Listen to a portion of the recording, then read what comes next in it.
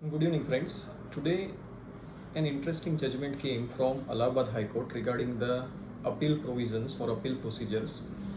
In case of Asirvad Trading Company versus State of UP and three others, on 15th of March 2021, an interesting judgment has been passed by the Allahabad High Court.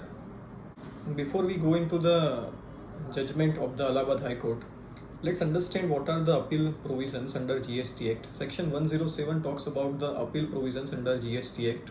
As per Section 107, we are required to file an appeal against the order of the adjudicating authority within 3 months from the date of communication of that order.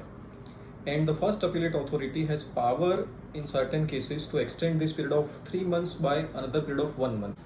There also remains a question: what will happen if the delay in filing the appeal is more than 4 months?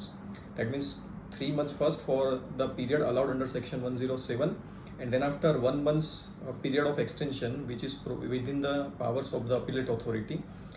In that situation, many of the earlier judgments has already ruled that the appellate authority doesn't have the power to condone the delay beyond 1 month. So if there is a delay beyond 4 months in total, then the appellate authority cannot entertain that appeal. In that situation, you only need to go to High Court as an alternate remedy. There will not be any remedy available with the appellate authority.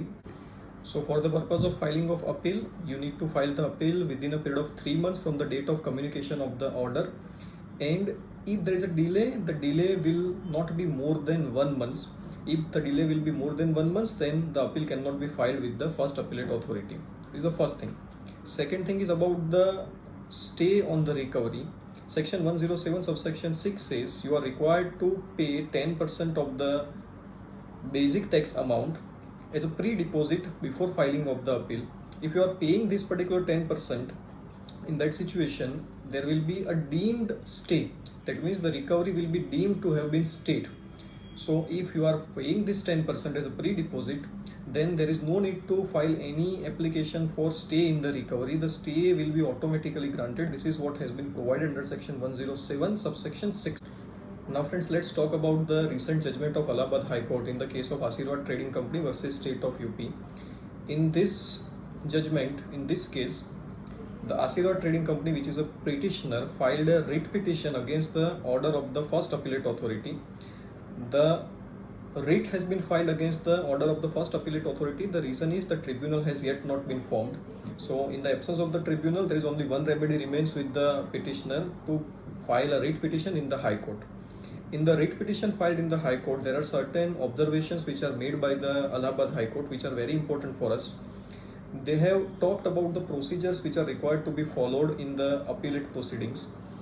Basically, they are the instructions given to the first appellate authority that how they need to do this adjudication of the appellate proceedings and how they need to pass a judgment. The Allahabad High Court has observed that the first appellate authority has talked or they have referred to the appeal submission made by the petitioner at length in its appeal order, but they have not decided anything about those things. Only one alternate ground taken by the petitioner has been talked about and has been decided by the first appellate authority.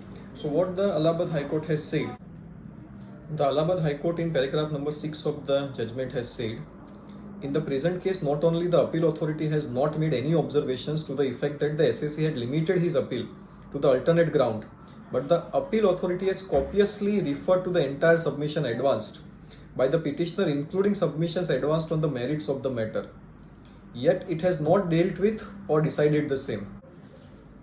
Such a course adopted by the appeal authority is not productive or useful either for the purpose of the adjudication made by it or for the purpose of testing the correctness of the adjudication made by such appeal authority by the higher forum.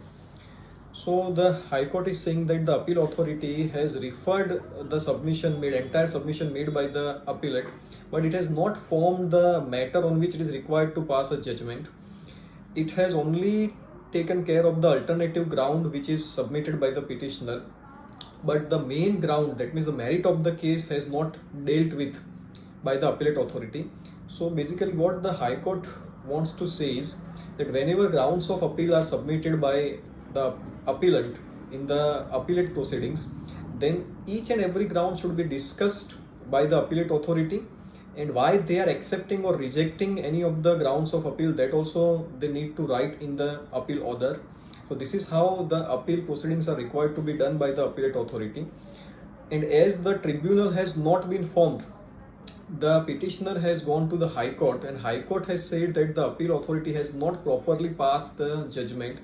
The judgment has been passed without proper application of mind, and the High Court has remanded the case back to the appellate authority with the remarks, and they are saying that you need to take care of these remarks, and the case is remanded back to you, and now you again adjudicate this case in the appellate jurisdiction.